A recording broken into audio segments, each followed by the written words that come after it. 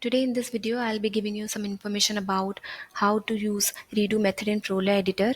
So as you can see that I have opened JSFiddle on my desktop, and these are the files for JS and CSS.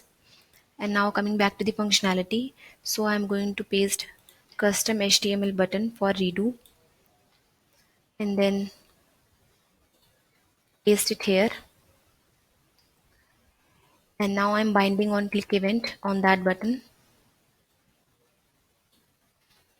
and paste it here and then click on run. So by doing this we will have this redo button. So I'm going to tell you how it works.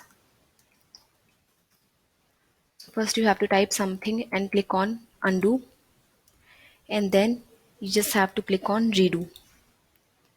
So as we all know, redo command is used to bring a word back that you undo by mistake, and you can use the same script in your project as well to run the functionality.